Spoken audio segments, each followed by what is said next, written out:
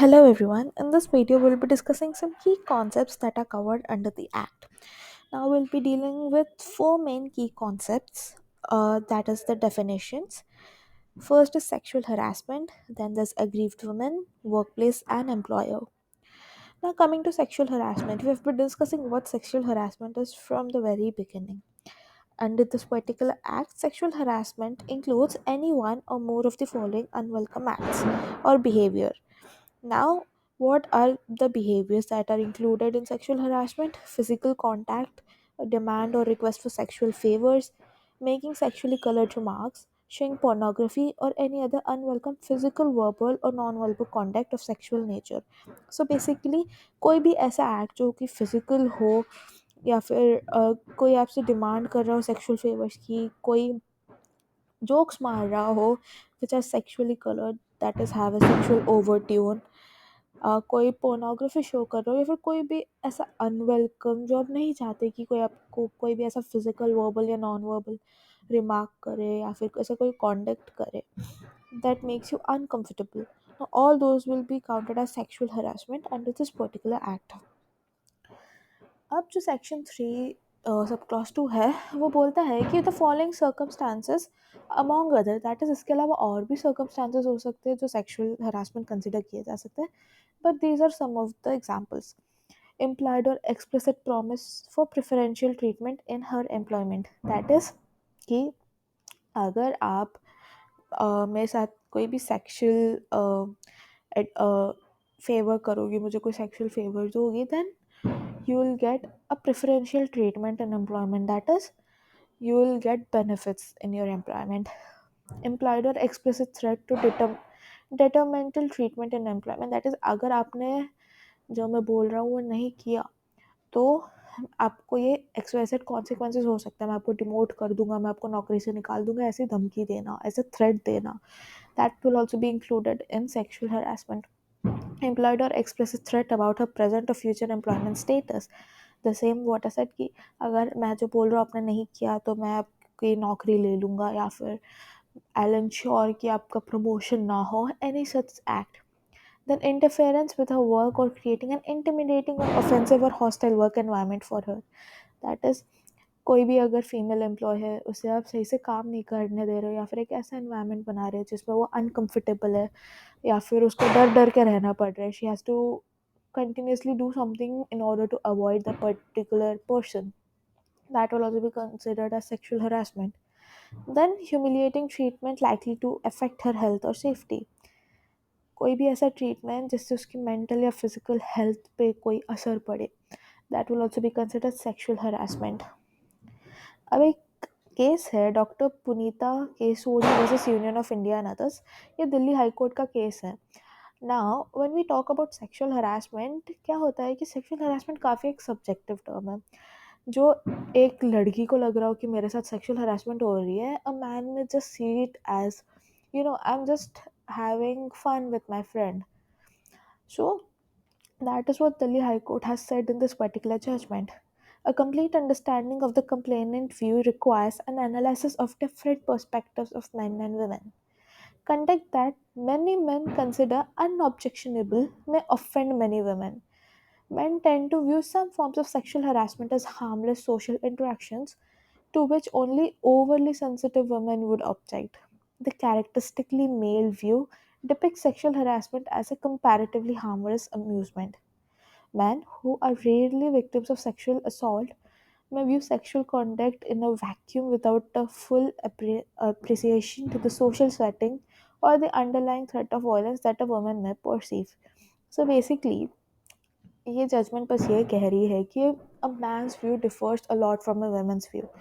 जो एक आदमी को लग सकता है कि this is just a harmless joke और a harmless interaction that I am making, एक औरत को उससे काफ़ी इंटिमिडेटिंग फील हो सकता है.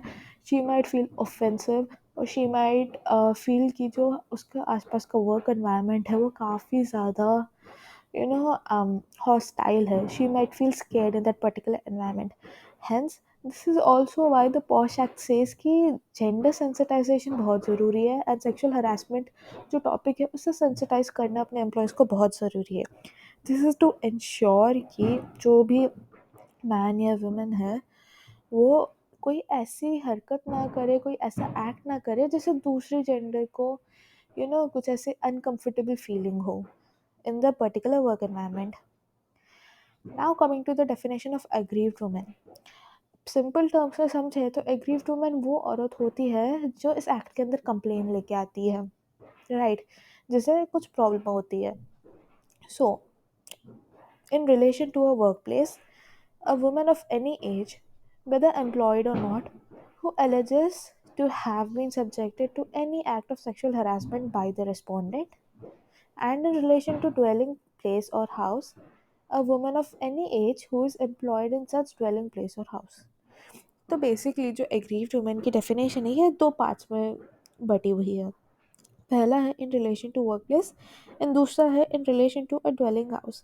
सो जब हम ड्वेलिंग हाउस को देखते हैं तो कोई भी वुमेन जो वहाँ पे एम्प्लॉयड हो, it can be for purpose of house help, or she might be the caretaker of the baby, or she might be the house caretaker, anything.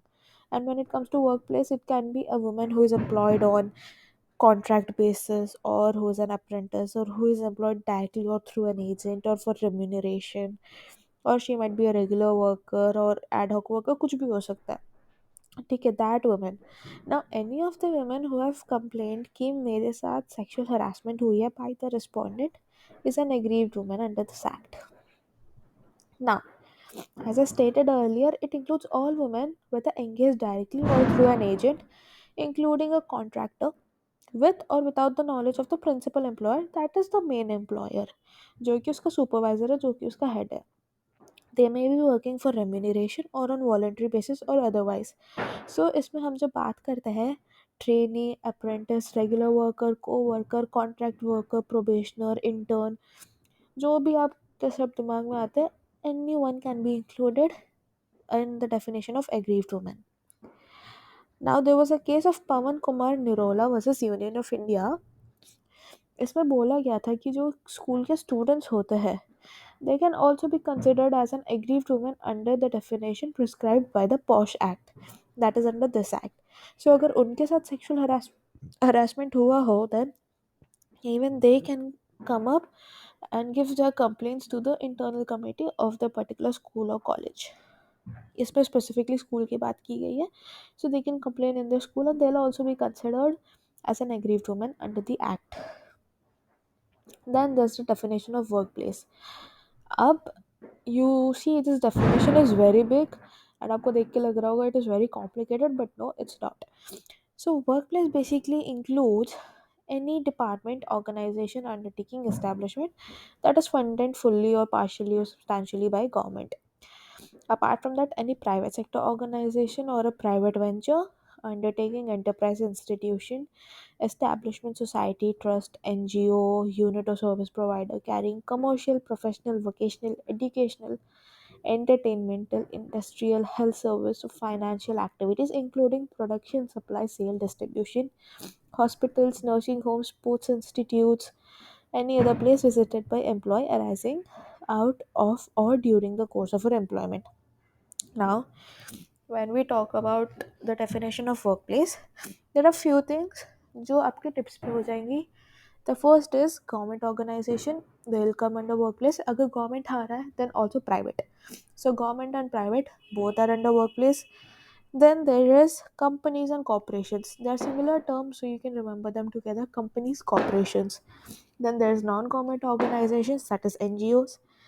Then your houses and societies, house and cooperative societies. Then there's nursing home, sports facilities, hospitals, educational institutions, and service providers and farms. So all these things are considered as workplace under this particular act. Apart from this, कोई भी ऐसी जगह जहाँ पे आप visit करते हो during your course of employment, including the transportation that you avail, जो कि आपका एम्प्लॉयर आपको दे रहा हो, those all will be considered as workplace. It is important to note that workplace which encompass any location accessed by the employee due to or during their employment, encompassing transportation arrangement by the employer for commuting to and from the workplace. So workplace basically सारी जगह cover करता है, including the ones in which you are traveling. There was a case of Zahid Ali versus union of India, जहाँ पे Delhi high court ने बोला था कि SMS send by petitioner had some kind of sexual overtones, ठीक है, and it violated the decency, respect and dignity of a woman. And इसमें क्या किया कि कोर्ट ने बोला था, दो इट वाज एन एसएमएस, ठीक है, ये वर्क प्लेस तो था नहीं, it was virtual at that time, court ने अपहोल्ड किया था पनिशमेंट जो उस पिटिशनर को दी गई थी, एंड दे सेड कि जो तुमने एसएमएस भेजा है, you have sent it during your course of employment and that had violated the decency and respect of a particular woman, and hence you will have to face punishment. Coming to employer, employer कौन होता है? Now जब हम work place की definition देखते हैं, we saw government and private organisation, right? So when we talk about government organization, anyone who's heading that particular government organization, such as any officer who has been in charge or anyone who has been appointed on his behalf. And when we come to private organization, the one who is managing the workplace, that is a person who is in charge of the management of the workplace, is known as the employer in this particular case. Now when we talk of dwelling house, that is a घर, कोई भी person या फिर कोई भी इंसान जो उस घर में रह रहा हो, जिससे उस हाउस हेल्प के रहने से कुछ बेनिफिट मिल रहा हो, दैट इज़ वो जो डोमेस्टिक वर्कर है उसके काम करने से उसे कुछ benefits मिल रहा हो, then that person availing such benefit will be known as an employer. That is it for this video. I hope you understood these four topics.